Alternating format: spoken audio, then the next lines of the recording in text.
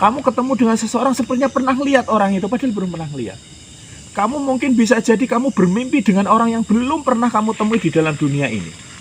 Kenapa bisa seperti itu? Ternyata ruh itu kadang masih ingat terhadap ruh-ruh lain yang pernah satu tempat di alam, namanya alam mulk tadi. Jadi ada seorang guru alim itu ngasih, dulu kita itu pernah kumpul bareng-bareng.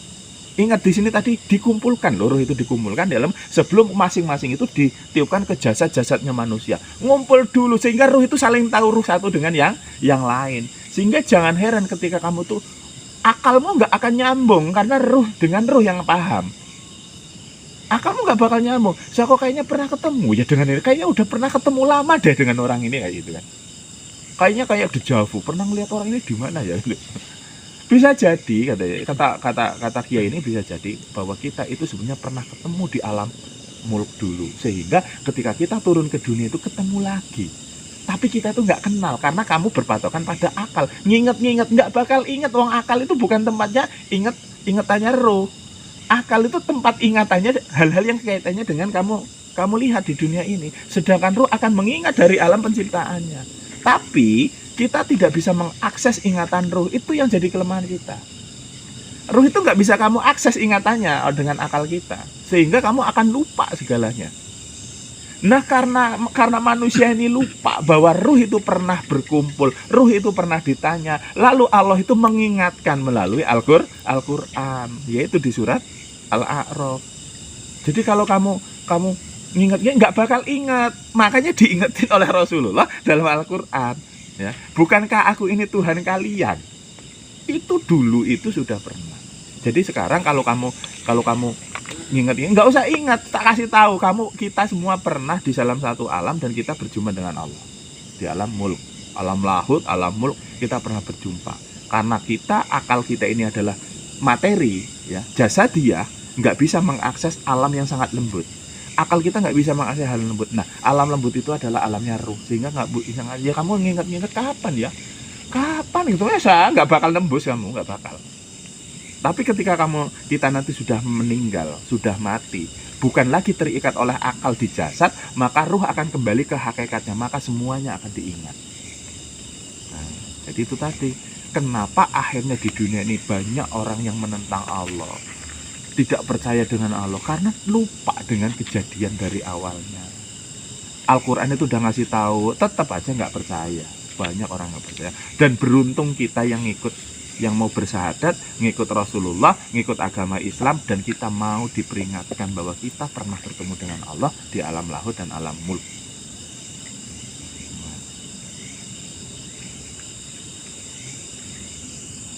Makanya janji Allah ini, janji kita terhadap Allah nanti ini yang akan ditagih.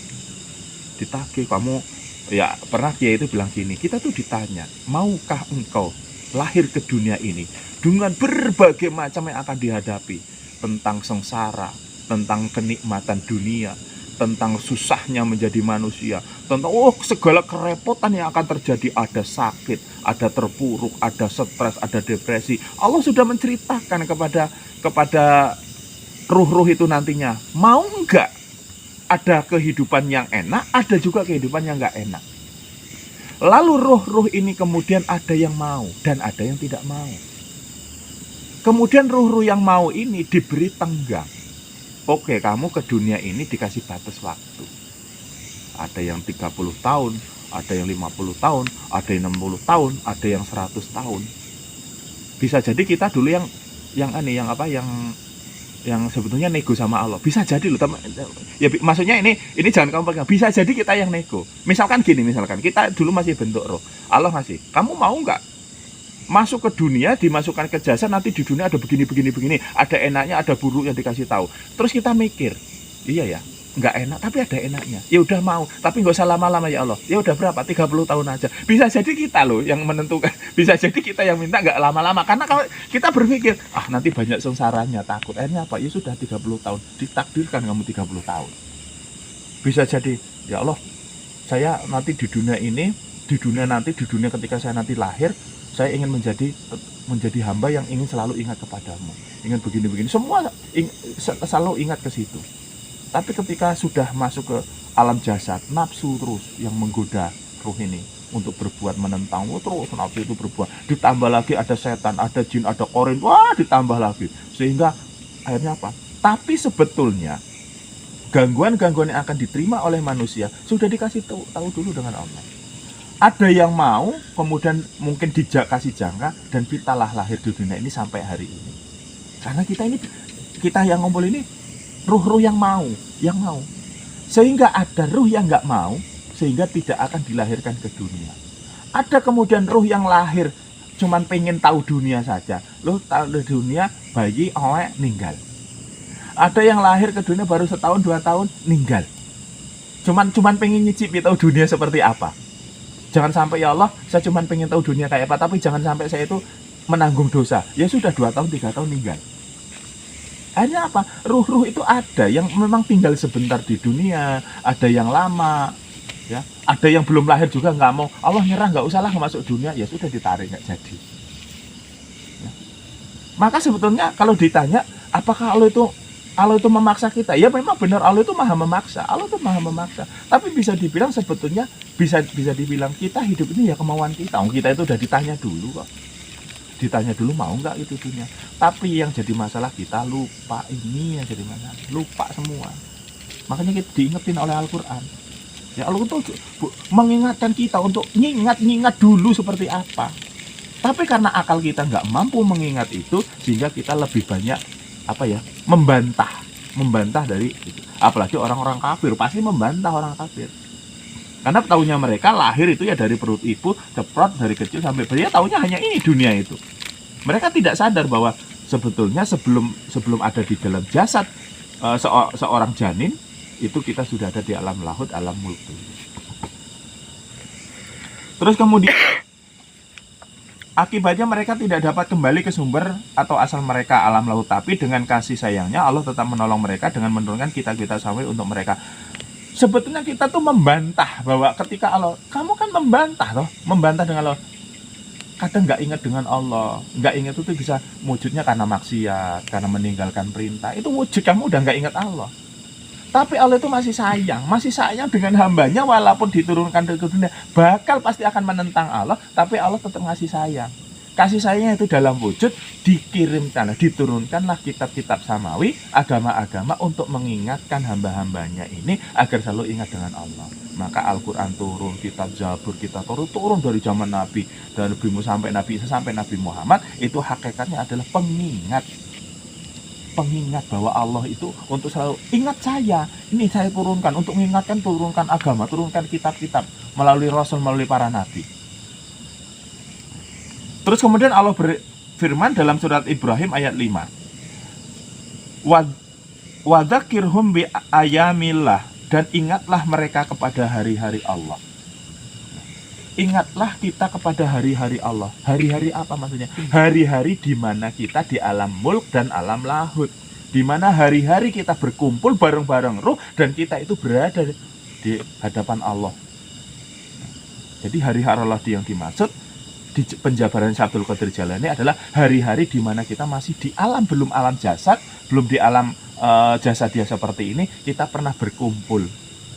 Ya, suruh ingatlah hari-hari Allah, yaitu hari-hari di mana kita dengan Allah itu di satu waktu, sehingga kita itu bisa mendengar Allah memberikan itu tadi penjabaran, sehingga untuk kita ingat.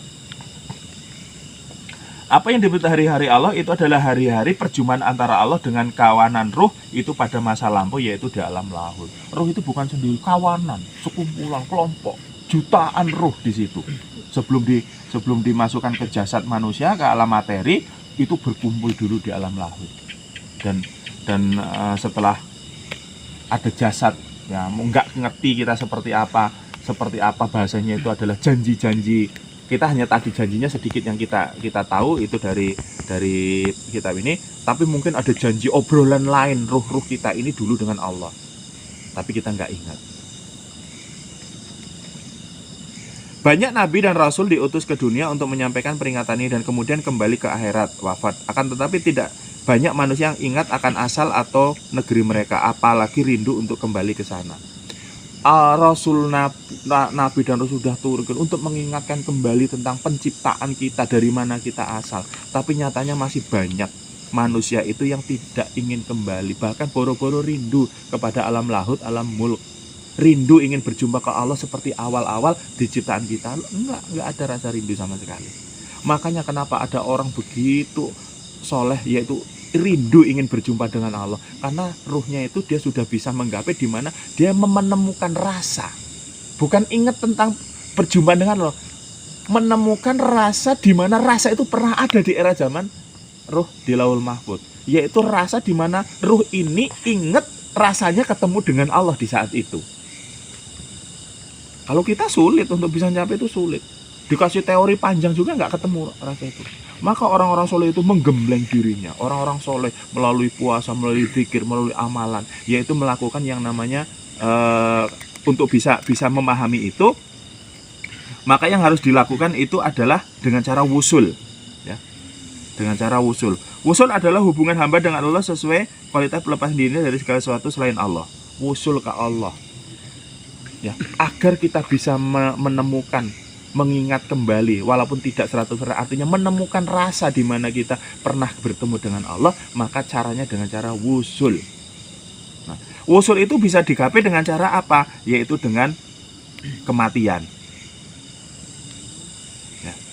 Agar kamu bisa ketemu Allah itu dengan cara adalah wusulnya mati.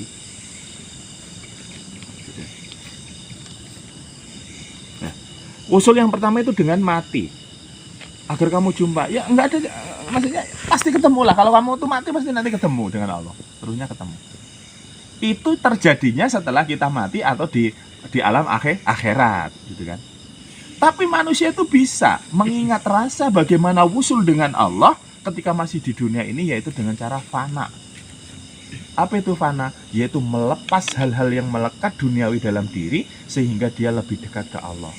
Makanya jangan heran orang yang ingin melalui fana, yaitu orang-orang para sufi, para tasawuf, itu benar-benar ingin fana dari dunia ini. Tidak ada yang lain di dalam dunia ini, dalam diri dia, kecuali hanya dia dengan Allah.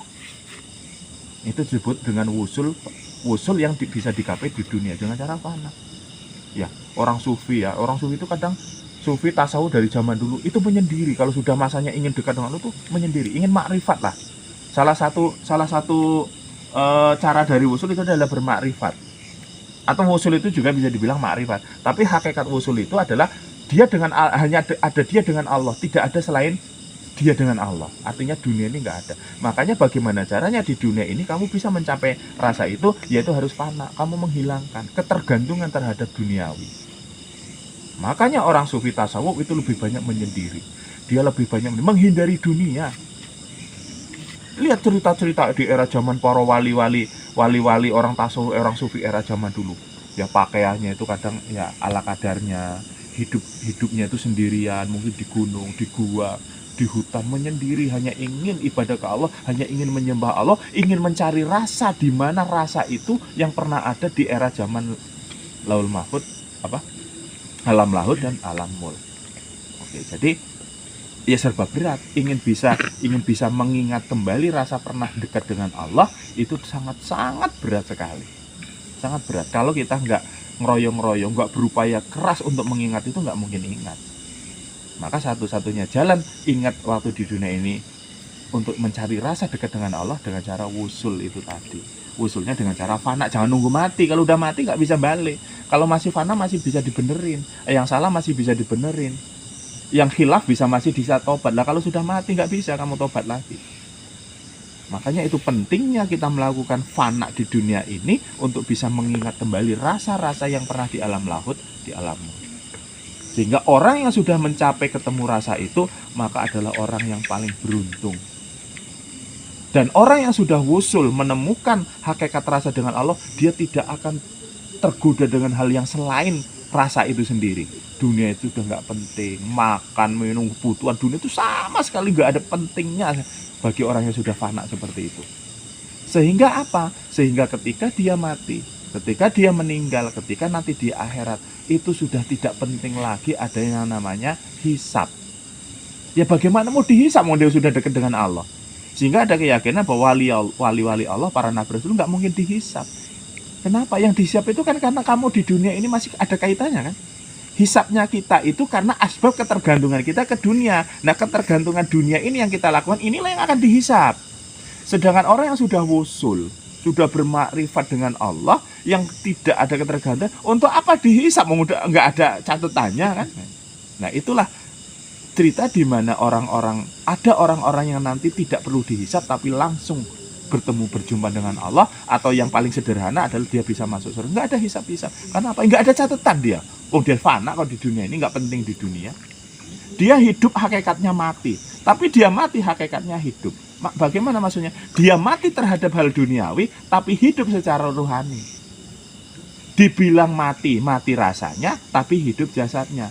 Dibilang hidup jasadnya, tapi mati rasa duniawinya. Itulah yang disebut hakikatnya mati tapi hidup, hakikatnya hidup tapi mati. Inilah cerita orang-orang yang sudah wusul melalui cara fana. Ya. Berat banget. Kita spiritual itu sebenarnya ke situ harusnya arahnya. Berspiritual arahnya ke situ. Tapi ingat, di dunia ini ketika orang belajar spiritual, sudah sering saya bicara, kalau sudah membahas masalah ruh, bahasa kegoiban, itu kegoiban dunia jin yang paling banyak. Ya. Bahas masalah-masalah seperti ini, itu mau ditelusuri secara ilmu kontemplasi nggak tembus. Jangan pernah kamu memahami bisa terkontemplasi dengan alam-alam seperti ini, nggak bisa. Kamu bisa kontemplasi ke alam lahut, ke alam meluk, nggak bisa seperti itu. Kalau ada sampai ada orang bisa, seorang spiritualis paranormal bisa menembus alam malakut, alamnya malaikat, alamnya alam lahut, itu batil, jangan kamu percaya. Tapi kalau ada seorang wali yang sudah wusul ke Allah dan kamu meyakini dia sangat wusul, bisa dilihat dari perbuatannya, dari omongannya, dari ibadahnya, dari kesehariannya, ya, itu kamu bisa percaya. Lihat, paranormal, spiritualis masih doyan duit, ngomong alam malakut, belas nggak bisa dipercaya. Bener nggak bisa dipercaya. Bahas masalah alam-alam gue. Tapi kalau ada spiritualis, paranormal lah, perdukunan, ilmu klenik, bahas alam jin, oke lah kita percaya. Alam jin ini alam deket kok. Nggak usah beriman aja kamu bisa kalau tahu ilmunya kan.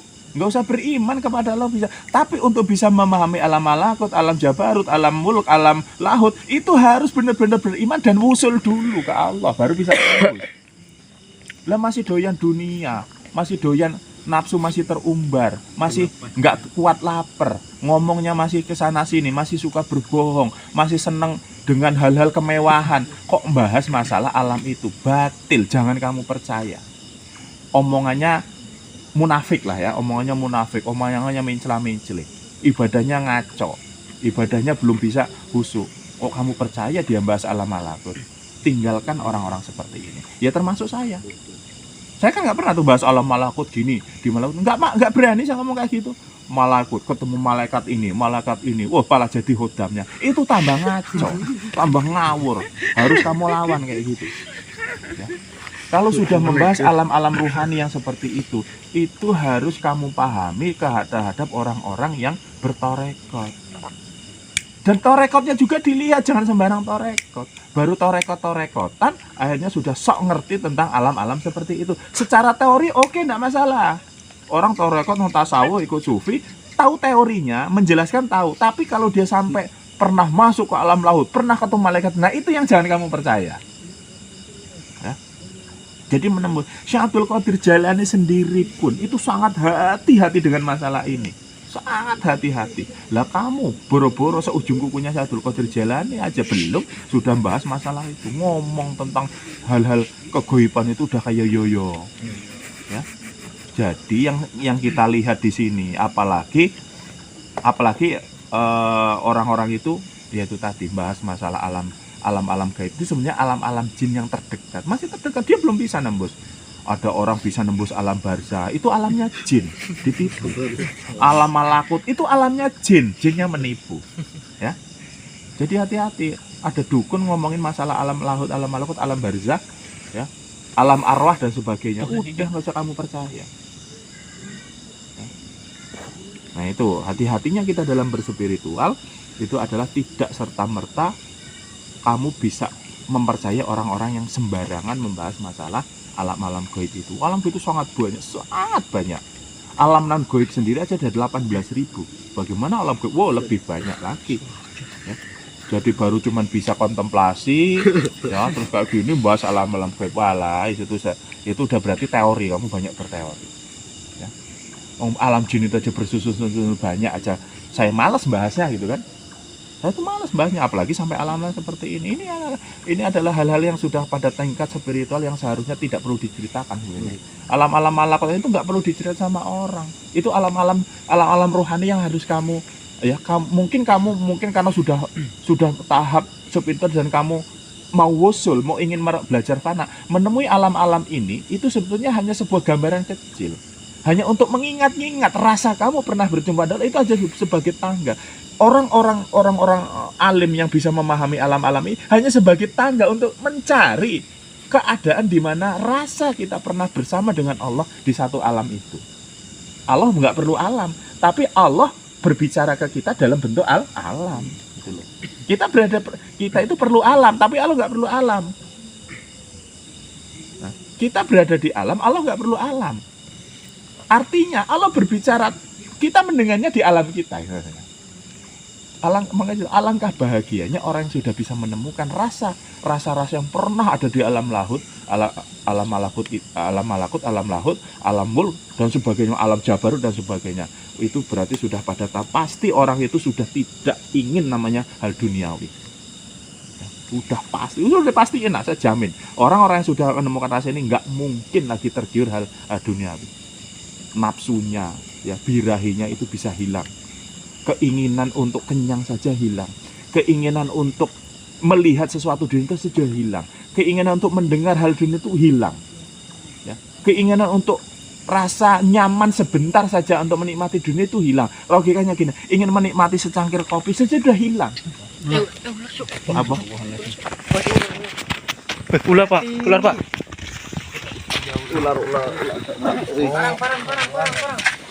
Parang cok. Bentar. Enggak, biar. Ini karena dikejar kucing. Jangan di biar di tanah. Di tanah.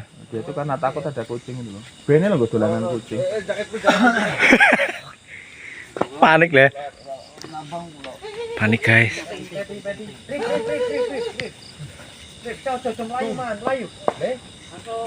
Del.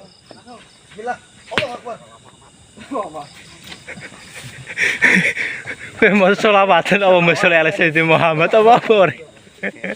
Kok Mama Mamat?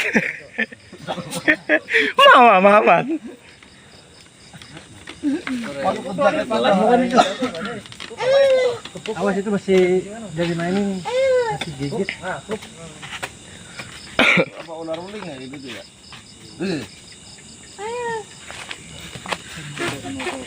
Kaget aku yakin.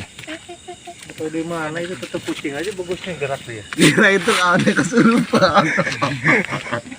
Lagi bahas. Itu ular saya pernah ketemu kayak gitu, tak bateraiin malah ngejar baterainya. Cahaya berarti dia. Potong jadi 5 bukan rawa rontek duwe kae. Rawa rontak bareng. Jadi itu tentang memahami roh ya, secara singkat. Jadi intinya dari penjelasan ini bab tentang memahami tentang hakikat penciptaan itu kita itu suruh ingat. Jadi yang tadi saya jelaskan itu cuma satu kok tujuannya. Ingat bahwa kita itu pernah berjumpa dengan Allah dan pernah berjanji ke Allah. Itu harus diingat-ingat sampai kita nanti di akhir hayat kita. Ya itu aja yang perlu ingat. Iya, kita pernah. Maka ini sebagai bahasa saya itu adalah bahasanya memberikan wejangan lah. Intinya adalah wejangan untuk mengingatkan kembali bahwa kita pernah hidup di satu alam di mana kita itu pernah berjumpa dengan Allah dan pernah berjanji ke Allah, sehingga kita akan hati-hati dalam menjalani hidup ini dan tidak pernah lalai, tidak pernah yang namanya tidak mengingat Allah dalam kita sehari-hari karena kita sudah pernah janji. Tujuannya cuma itu, bukan tujuannya alam malakut apa, alam lahut seperti apa, alam ruh seperti apa, wujudnya apa, enggak, bukan itu. Jadi tujuan memahami ini adalah bukan ingin mengetahui makhluk-makhluk, alam itu enggak, tapi tujuannya hanya mengingatkan bahwasanya kita harus ingat bahwa kita pernah janji di hadapan Allah dan janji ini pasti nanti akan ditagih oleh Allah. Yaitu di mana? Yaitu ketika Allah bertanya. bertanya tadi, bukankah aku ini adalah Tuhanmu? Dan terus kemudian ingatlah hari-hari Allah, di mana hari-hari kita dengan Allah itu sangat mesra di alam lahut. Kita masih berjumpa dengan Allah, masih diberi pemahaman oleh Allah, diberi banyak sekali hal, sampai kita akhirnya lupa turun ke dunia ini melalui jasad yang kotor, yaitu alam rendah. Ya, alam jasmani kita ini alam paling rendah, dan kita mengotori diri kita. Ruh yang tadinya suci itu sekarang menjadi kotor karena kita ada di dalam jasad ini. Kenapa kita sampai hidup di dunia ini? Sebetulnya itu juga mau kita, karena semuanya itu adalah diberikan oleh Allah, itu memberikan sebuah pilihan, mau hidup di dunia atau enggak, dengan segala macam aspek yang akan terjadi di dunia ini. Tapi ketika sudah janji itu, Berapa meteor tadi? kaget tak kirain. Aku kaget. Peleret. Tak kirain ada apa jatuh. Ya Allah. Panjang bener hijau stabilo gitu ya. Jadi hanya itu yang dapat saya sampaikan. Jadi itulah mempelajari Sirul Asror itu kalau enggak benar-benar dengan hati yang jernih, dengan pemahaman yang banyak, itu salah keliru. Makanya banyak orang itu pengen belajar, Pak Sirul Asror. Saya mikir, Sirul Asror itu kitab apa sih? Dikira kitab-kitab gaib loh. Benar aja. Banyak orang memahami Sirul Asror ini dikira ilmu-ilmu gaib. Itu ngaco kalau sampai ada orang bahas Sirul Asror terus nanti kembalinya kok alam-alam gaib alam itu. Tinggalin orang-orang yang menjelaskan seperti itu. Hakikat dari Sirul Asror itu, tujuan utama tadi setelah saya baca itu adalah menyingkap rahasia-rahasia kegoiban antara kita dengan Allah. Bukan membahas kegoiban-kegoiban dunia-dunia klinik supranatural, bukan. Makanya kalau sampai ada orang bahas tentang dunia ini, apalagi kaitannya dengan dujian, itu dari mana? Saya sudah belajar Sirul Asror. Tinggalin orang-orang kayak gitu, hati-hati ya. Jadi memahami Sirul Asror itu benar-benar itu harus jernih. Saya berulang-ulang tak baca, terulang-ulang tak baca. Kalau saya nggak paham ini, tak cari kita yang lain. Ini apa sih maksudnya apa? Karena saya meyakini kita Sirul Asror itu bukan membahas hal goib-goib yang seperti kita pahami dalam supranatural, bukan. Jadi sudah saya sering sampaikan ya. Bahkan ada orang yang nanya, Pak sudah pernah Pak belajar kitab Sirul Asror? Belum pernah. Sirul Asror dipelajari itu iya maksudnya. Belajar Sirul Asror, kalau membaca iya Pak sudah baca Sirul Asror, iya Sirul Asror saya baca. Tapi kalau mempelajari, apanya yang dipelajari di sini? Dikiranya ada mantra-mantranya. Cerobat ini. Mujarobat, kubro, mujaradara itu bukan. Jadi setelah dibaca hakikatnya luar biasa. Sirul Asror itu pemahaman yang luar biasa. Sampai di sini akhirnya sadar bahwa ternyata kita ini makhluk yang kotor, ternyata kita ini banyak melanggar sumpah-sumpah dari depan Allah. Pokoknya kalau sudah memahami Sirul Asror itu udahlah. Hakikatnya makanya pentingnya Sirul Asror ini banyak dibaca oleh para ahli tasawuf, orang torekoh, untuk memperdalam lagi kewusulan dia kepada Allah. Nanti ujung-ujungnya masalah wusul itu tadi. Jadi hati-hati kalau ada orang bahas Sirul Asror hubungannya dengan hal goib-goib. Terus itu sudah menceng dari hakikat kitab ini. Ya, ini kita hanya itu. Jadi assalamualaikum warahmatullahi wabarakatuh.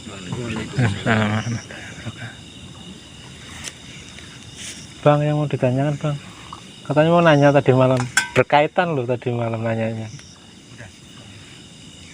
Pak, mau nanya Pak, soal itu Pak, di luar banyak kan yang bilang kayak mati suri, itu sebenarnya gimana Pak konsepnya Pak? Ya, mati suri itu barang misteri sih ya. Mati suri ada dari segi kesehatan, ada dari pemahaman gaib, ada. Ya sama aja lah. Sama aja dengan kita yang namanya santet, dari segi kesehatan, dari segi medis begini, dari medis begini. Jadi mati suri kan mati sementara, seorang itu mati. Tapi dalam ilmu kedokteran mati suri itu memang ada. Yaitu di mana beberapa organ vital kita memang berhenti, sama alat itu berhenti. Tapi otak itu sebenarnya masih kerja, walaupun dia sangat lambat kerjanya. Sehingga ketika organ ini mati sementara, tidak berdetak. Terus kemudian di sisi lain akal otak itu masih ada, bahasa itu baterainya itu masih ada setrumnya sebetulnya. Masih ada setrumnya. Terus kemudian setrum ini kemudian melebar, kembali lagi ke energi awal. Akhirnya apa? Semua berdetak lagi. Akhirnya orang itu sadar. Dan itu bagi saya tidak aneh kok mati suri itu, benar. Terus kemudian muncul ada orang mati suri, dibawa ke sebuah alam begini, terus tiba-tiba muncul dia jadi dukun. Nah, itu sudah pasti bagi saya ada orang mati suri terus jadi indigo. Ingat ya, ngerti dunia jin, ngerti begini, mati suri kayak gitu. Itu sudah pasti kerjaannya setan. Apakah itu mati suri? Bukan. Itu setan yang ngerjain kayak gitu. Orang kalau udah mati suri yang paling umum itu adalah pingsan. Itu umum. Pingsan itu masuk kategori mati suri loh. Mati sementara loh. Kalau ketika kamu dibangun tanya saya di mana, itu pingsan sebetulnya. Tapi sebagian organ masih berjalan normal, tapi tidak semua organ. Tapi kalau yang benar-benar mati temporari, yang benar-benar bukan pingsan, itu hanya ada bagian kecil di otak itu yang masih ada baterainya, ada setrumnya. Sedangkan jantung ini detaknya sangat lambat sekali, tapi masih ada energinya. Tiba-tiba nanti terhentak, energi itu mulai gede, mulai besar, akhirnya semua organ terpicu, sadar, akhirnya kita sadar kembali, bangun bahasanya. Orang nyebutnya urip meneh. Jadi bedain, kalau yang orang ada cerita, kamu dapat pemahaman kayak gini, saya dulu pernah mati suri, saya sehingga bisa ngelihat alam gini, wis toh nggak usah kamu percaya. Kamu percaya bahwa itu adalah klinik gitu aja. Itu pekerjaan setan. Bahkan dia tuh, pokoknya gini lah, orang itu kalau bahas masalah goib-goib yang sifatnya itu goib detail masalah malaikat, lihat ibadahnya, kealimannya, keilmuannya itu aja, nggak usah lihat dari mana. Pokoknya dia ngalim enggak, ibadahnya bener enggak, omongannya bener enggak, bisa jadi tuntunan enggak. Ya, kalau dia sudah bersuami, beristri, lihat rumah tangganya seperti apa, dia punya anak bagaimana, dia kehidupannya, bagaimana bersosialnya. Kalau dia seorang guru, bagaimana dengan muridnya, lihatlah diri dia sendiri. Jadi kalau ada orang ngaku-ngaku Muhammad Hidayat, lihat kembali ke orangnya itu seperti apa. Apakah itu produk setan atau memang dia itu adalah mendapat ilmu dari Allah. Ya. Semua hakikat ilmu datang dari Allah. Tapi di dalam ilmu itu setan boleh nimbrung, itu maksudnya. Semua hakikat ilmu itu dari Allah. Mau ilmu baik, mau ilmu buruk. Ilmu itu nggak ada baik buruk. Ilmu yang digunakan untuk hal buruk, gitu maksudnya. Ilmu yang digunakan hal baik. Semua hakikatnya ilmu itu netral. Nah, tapi setan itu dibolehkan nimbrung ke dalam sebuah ilmu sehingga ilmu itu bisa menjadi ilmunya setan. Ya sebenarnya hal bagus, tapi ada setan di dalamnya, akhirnya apa? Terjerumuslah ilmu itu menjadi ilmu-ilmu yang buruk. Nah, jadi kembali ke mati suri. Jadi hati-hati terhadap hal mati suri. Karena mati suri itu bisa jadi tidak ada orang mati terus hidup lagi. Ya, nggak ada kalau udah mati. Sehingga ada istilah sebetulnya dia itu belum mati. Hanya dalam sisi hal medis dia itu organ vitalnya seperti jantung, paru-paru, sebagian otak kecilnya itu sudah nggak, di alat itu sudah nggak terdetek. Tapi sebetulnya masih ada. Sebenarnya logikanya gini lah. Baterai itu ketika di HP kamu sudah nol, emang habislah baterai itu sebetulnya? Enggak, masih ada di dalamnya itu. Hanya tidak terdeteksi oleh alat. HP kamu itu 0%. Wah, HP ku ini bersih nih, casku resik 0%. Itu bukan berarti cas itu habis total, masih ada di dalamnya. Itu yang disebut. Berarti HP-mu itu kalau 0% itu mati suri namanya. Mbok cas dhisik. Tapi kalau ada orang mati sari aja mbok setrum. Setrum ngejret mati Mas. Tenang. Malah kegedean setrume ya kuwi malah mati. Ya jadi mati suri itu ya saya sih sebenarnya nggak terlalu, ada orang mati itu saya nggak tertarik mbaknya. Ya karena saya punya pemahaman sendiri. Mati suri itu yang seperti apa? Terus hasil dari mati suri itu muncul. Pokoknya kalau udah ada orang aku pernah mati suri terus dikaitkan dengan goib, saya nggak tertarik sama sekali. Mbok dia pinter ya, bisa gara-gara dia mati suri dia bisa ngelihat jin. Ya dia bisa nerawang biasa kayak gitu. Itulah ciri-ciri ada setan di situ gitu maksudnya. Ada permainannya di situ. Malah semakin dia bawa gitu, semakin saya yakin kalau itu adalah permainan setan. Nah, akhirnya orang itu sebetulnya harusnya kalau sudah tiba-tiba dia pernah mati suri ngaku mati suri, terus bisa ngelihat alam jin, bisa nerawang, itu harusnya dia sadar bahwa kenapa saya bisa seperti ini, dulunya nggak bisa seperti ini, harusnya janggal dengan dirinya sendiri loh. Janggal. Kalau sudah janggal berarti dia yakin kalau ini penyakit gitu loh maksudnya. Ya harus disembuhin, dia harus berobat. Nggak cuman sakit gigi, sakit mah sakit itu harus berobat, termasuk kemampuan tiba-tiba dia bisa melihat alam-alam jin, bisa nerawang, bisa narik pusaka. Itu sebetulnya gangguan yang harusnya janggal, tapi enggak, hebatnya setan. Dengan seperti itu seolah-olah itu disebut karunia. Nah, ini yang menyesatkan. Kamu itu dapat titipan, dapat karunia, terus apa lagi bahasa lainnya? Karomah.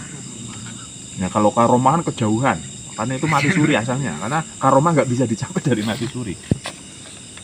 Apa itu dapat, yaitu tadi dapat ilmu dari Allah, dapat dari ilmu. Ya. Kamu jangan terpikat dengan kata-kata Allah loh ya. Ingat tadi, kenapa? Karena hakikatnya semua ilmu datangnya dari Allah. Tapi dalam ilmu itu boleh ada setan nimbrung, itu maksudnya.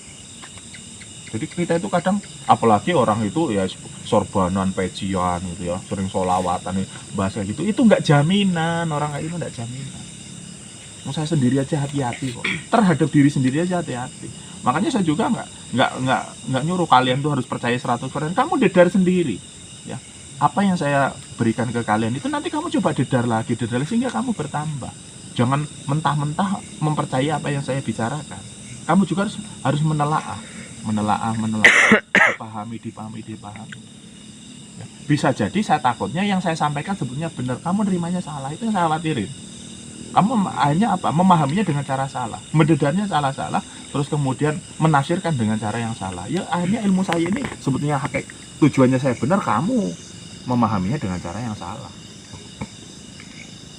Jadi harus didedar lah. Itu ya, tentang mati suri kayak gitu.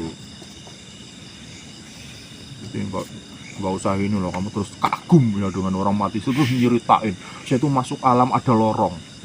Ada lorong itu ada pintu. Saya kemudian dijemput oleh 2 orang laki-laki berjubah dan wes toh, kalau udah cerita kayak gitu percaya sama saya. Wes toh, itu permainan setan. Ya, permainan setan. Kalau wali yang kayak gitu bagaimana? Wali kayak gitu nggak cerita-cerita. Itu ciri khasnya wali. Orang cerita-cerita ngomong. Nah, justru malah nek sing wali murid ya, wali nikah ya cerita-cerita kan.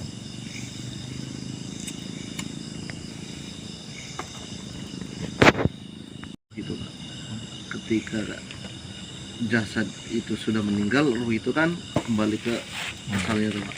Nah, terus ketika jasad itu dibangkitkan lagi, ruhnya dikembalikan. Iya, lagi. balik lagi. Berarti kalau ketika disiksa itu ruhnya juga ikutan disiksa juga. Ya iya. Itulah kompensasinya, ruh ikut menjadi sakit ketika kamu membawa jasad ke hal yang buruk. Jasad ini nggak merasa sakit, tapi ruh dikembalikan ke asal semula seperti kita lagi, yang akhirnya kamu jadi bisa ngerasain sakit. Gitu. Ya nanti kan di Al-Quran sudah jelas, dikembalikan lagi kan, manusia itu dibangkitkan lagi dari alam kubur, dibangkitkan lagi. Seandainya tangan ini yang berbuat dosa, tangannya disiksa, ya harusnya tangan yang ini toh, masa tangannya ganti baru?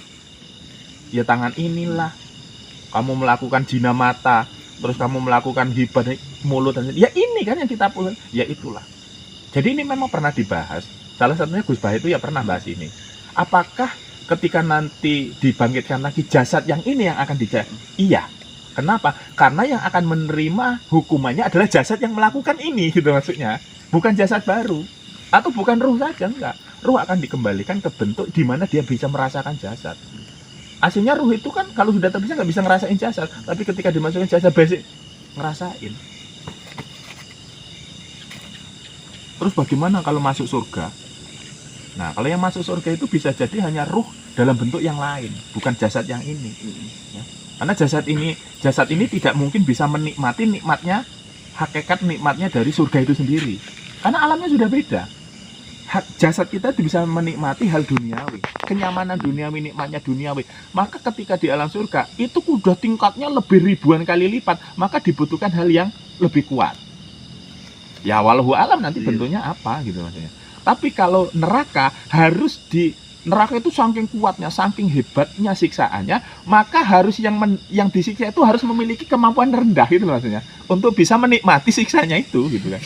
Lah kalau dia misalkan powernya dinaikin gitu ya, powernya dinaikin gitu, ya dia ngerasanya nggak sama aja di sudut rokok di sini. Katanya api neraka itu adalah 69 kali panasnya api di dunia, berarti lebih panas dari matahari kan panasnya. Lah kalau kamu nek bosen nang game apa? Anu apanya? Power itu ditambah lagi. Ya akan imbang terus kan? Maka di surga itu bisa jadi powernya manusia itu akan ditingkatkan untuk bisa menikmati nikmatnya surga. Kalau di neraka justru malah direndahin untuk bisa merasakan merasakan sakitnya neraka. Makanya jasad ini dikembalikan ke utuh. Jasad kita ini kan lemah, gampang rasa. Kademen sithik meriang, ya kan? Koncone watuk we melu pilek. Itu saking ringkihnya jasad kita. Ya, ketusuk jarum, kena pisau, berdarah, itu kan rumah sakit-sakit yang kita rasain. Bayangin tubuh kita yang seperti ini ngerasain api yang 69 kali. Kalau jasa di surga katanya semakin itu dimakan semakin enak. Buah itu kalau di dunia ini kebalikannya. Kita makan apel dibelah 10, gigit yang pertama enak, yang kedua enak, yang ketiga, nah terus semakin mau habis semakin biasa aja, nggak enak. Kalau di surga kebalik, pertama enak, yang kedua tambah enak, yang ketiga tambah enak, tambah enak, tambah enak, tambah enak. Powermu harus imbang untuk bisa menikmati itu. Nah, kalau dunia enggak, kebalik. Enak itu di depannya, baru nggak enak di belakangnya. Kalau surga enggak, enak di depannya, berikutnya tambah enak.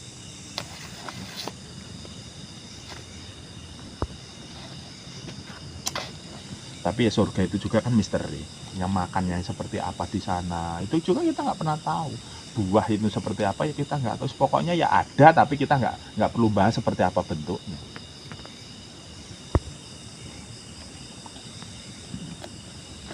Yang di dunia ini arak itu haram, nanti di apa? Di akhirat arak itu hamar itu halal, tapi nggak memabukkan. Yang disebut kalau di dunia ini memabukkan, menghilangkan akalmu menjadi tidak sehat. Kalau di akhir itu memabukkan kenikmatan, sehingga akan memabukkan dirinya itu selalu bahasanya itu bersyukur ke Gusti Allah gitu loh. Jadi kalau di dunia itu mabuknya malah kamu meninggalkan Allah, kalau di akhir itu mabuk kepayang ingin dengan Allah gitu maksudnya. Makanya di sana arak itu halal. Nah, terus kowe aja mikir engko dugem ngombe arak gitu. Ngono ada bidadari kira 72. 72. Panggi-panggi. Bidadari. Ya aja mikir ngono nek karaoke barang. No, karaoke itu kan nikmat surga bahasanya itu tidak mungkin bisa dibayangkan dengan nikmat dunia. Ya orang di sini karaokean ngedugem nikmatnya di mana toh?